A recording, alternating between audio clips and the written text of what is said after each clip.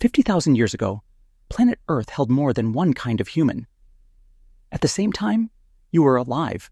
So was a stocky, powerful cousin who could wrestle down animals twice your size. So was a tiny island dweller, just over 3 feet tall. So was a species we can only prove existed because of a single finger bone. At least 4 other branches of humanity sharing the same planet. Now there's one branch left. The clean explanation is climate and bad luck. The messier, better documented explanation involves stabbed ribs, invisible epidemics, and a growing shelf of research from named anthropologists arguing that the habit of sorting the world into us and them predates our species and is still wired into you right now. Stick around, because this video may reveal unpleasant and disturbing truths about the human psyche that could be difficult for us to admit to ourselves. Homo erectus. Start the clock 2 million years back, and you're already in Homo erectus territory. Everything else on this list happens in the back half of their run. If human evolutionary history were squeezed into a single day, Homo erectus wouldn't just get the morning. They'd still be running the show past 10 o'clock at night. Their proportions were the first real preview of ours. Legs built to eat up distance, arms shrunk down from a life spent in trees, a frame meant for walking rather than climbing. They pushed out of Africa before anyone else did, improvising survival in places their bodies hadn't evolved for, armed with little more than stone tools. Those tools are the interesting part. The basic design barely moved for hundreds of thousands of years, and it's tempting to read that as a lack of imagination. Read it the other way instead. They landed on a solution so complete that changing it would only have made things worse. Call it 2 million years of, if it isn't broken. It finally broke. A 2019 dating study in Nature, led by University of Iowa paleoanthropologist Russell Sioshan, alongside geochronologists Jan Rizal and Kira Westaway, traced the last confirmed Homo erectus population to a site called Ngandong on the island of Java, dated to between 108,000 and 117,000 years ago. Here's the twist worth sitting with, because it won't happen again on this list. Sioshan's own dating clears us. Modern humans didn't reach that part of the world until tens of thousands of years after this population was already gone. His team's read is that a shift from open woodland to closed rainforest did what nothing else could in 2 million years. Of everyone on this list, Homo erectus is the one species we can say, with real confidence, we had nothing to do with. Neanderthals. If any species on this list deserves a rebrand, it's the Neanderthals. 20th century science handed them a reputation. Hunched, grunting, not especially bright. That took less than a generation of modern research to demolish. Average brain volume actually edges out ours. They controlled fire, built genuinely sophisticated tools, and the pattern of some burials suggests they laid their dead to rest on purpose, not out of convenience. As for not especially bright, try grappling something the size of a woolly rhino at arm's length with a handheld spear. Their skeletons carry the same fractures and healed breaks you'd find in a career rodeo rider, which says plenty about their nerve and nothing about their intelligence. For over 300,000 years, they had Europe and Western Asia essentially to themselves. Then starting around 45,000 years ago, Homo sapiens arrived, and the two species didn't just share territory, they shared descendants. If your ancestry traces to Europe or Asia, you're carrying the proof in your own DNA right now. Here's where things start to tilt. Cambridge archaeologist Paul Mellers studied population density at sites across southern France and estimated that once modern humans settled in, they may have outnumbered local Neanderthals by something close to 10 to 1. University of Bath's Nick Longrich has argued that a gap like that compounds on itself. More people means more connections between them, more surviving ideas, more hands to replace the ones lost in a hard season. Longrich also notes that Homo sapiens likely hunted and possibly fought at range with thrown weapons, while Neanderthals were built around the close quarters thrusting spear. A 2026 study from archaeologist Ariane Burke's team reaches a similar conclusion from the network side. Neanderthal social ties were smaller and more regional. Ours flexible enough to lean on distant allies when things went wrong. None of that alone proves violence, but numbers, weapons, and connections stacked that lopsidedly make you wonder how one-sided even ordinary competition felt on the ground. Layer in a climate that wouldn't hold still, and Neanderthal populations, already thin on genetic diversity, kept contracting. By roughly 40,000 years ago, they'd vanished from the fossil record entirely. The Denisovans might be the strangest name on this list. The physical evidence could fit in your pocket.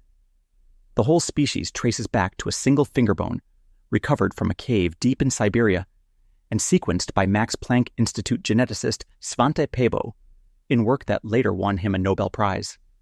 The DNA matched nothing on file. Not Neanderthal, not us. Since then, a few teeth and a Tibetan jawbone make up most of the remaining evidence.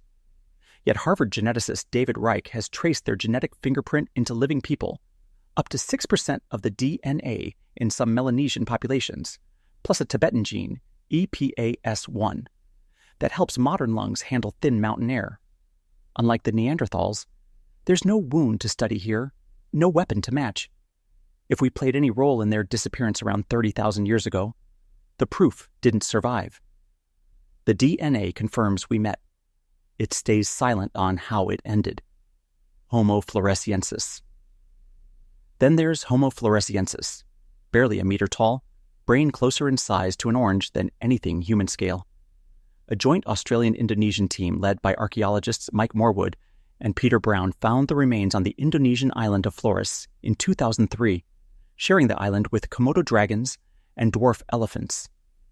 Isolate a population on an island long enough and the normal rules bend. Big species shrink, small ones grow. Fossils place them there from roughly 100,000 down to perhaps 50,000 years ago, right as our own species was making its way into the area.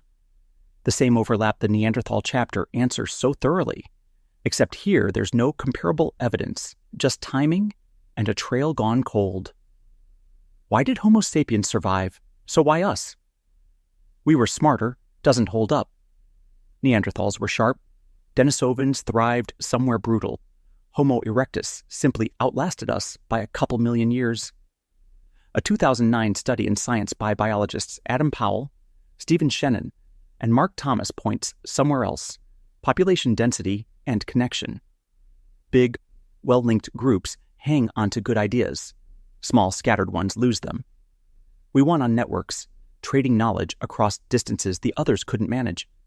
That's the textbook version, and it holds up fine on its own. But we already caught the sharper edge of that story with the Neanderthals. Numbers, weapons, and networks, all tilted one direction. Some anthropologists think it goes further than we out-organize them. They think we may have actively helped end them.